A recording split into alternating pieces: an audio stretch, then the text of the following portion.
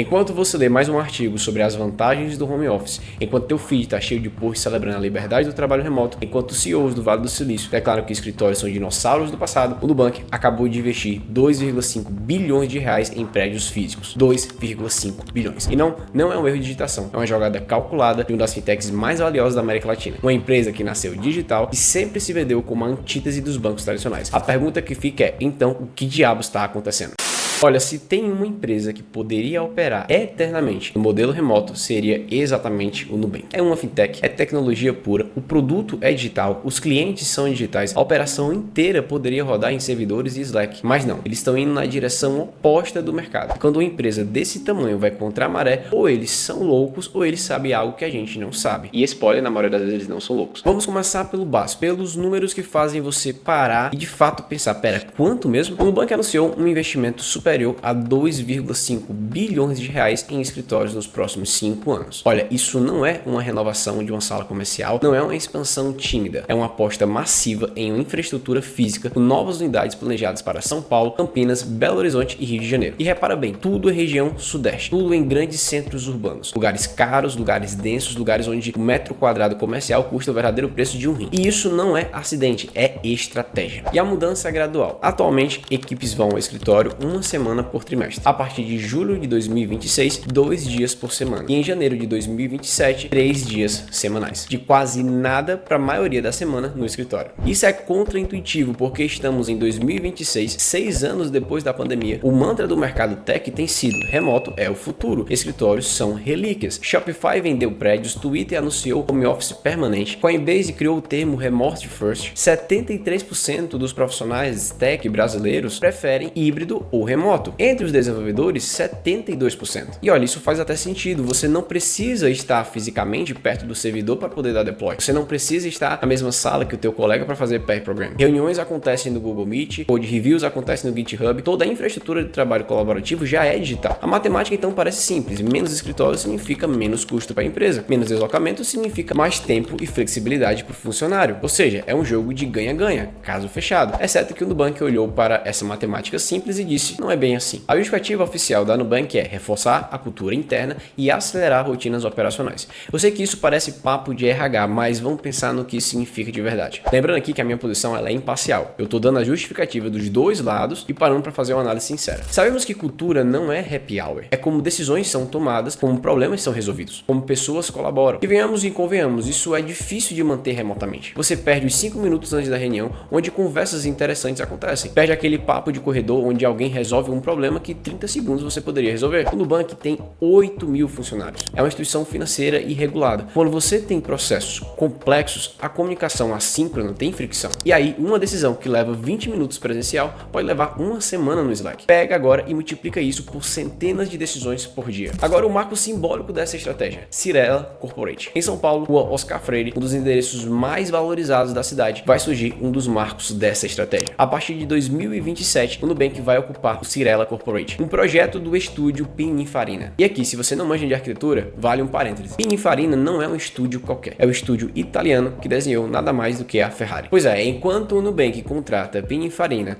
para desenhar escritório, cara, isso não é por acaso. 35 mil metros quadrados, capacidade para 3 mil pessoas, um dos endereços mais caros do Brasil. E sabe qual é a ironia? O Nubank, que se posicionou como antibanco, como o disruptor digital que ia acabar com as agências físicas, está construindo um monumento à sua presença física. Porque aqui está a verdade que ninguém quer admitir no meio tech. Trabalho remoto resolve muitos problemas, mas também cria muitos outros. E quanto mais complexa é a operação, mais crítica se torna a colaboração de alta velocidade. E também tem outro fator que pouca gente tem falado: desenvolvimento dos juniores. Se você é sênior, se você já tem 10 anos de experiência, você consegue ser produtivo remoto fácil. Você sabe fazer as perguntas certas, você sabe onde buscar informação, você tem contexto acumulado. Mas e se você é júnior? Se você acabou de entrar na empresa, se você ainda está aprendendo não só as ferramentas técnicas, mas também como toda a organização funciona. Remoto é muito mais difícil. Você fica perdido, você não sabe quando é apropriado interromper alguém, você fica horas travado num problema que um sênior resolveria em 5 minutos se estivesse sentado ao teu lado. E o Nubank está crescendo e rápido. A empresa não parou de contratar. Eles precisam absorver e desenvolver centenas de novos funcionários por ano. E fazer isso remotamente é possível, mas é ineficiente. Mas será que o Nubank não pode perder gente por causa disso? É o que nós vamos falar agora, mas antes quero te dar um recado. Falta de tempo.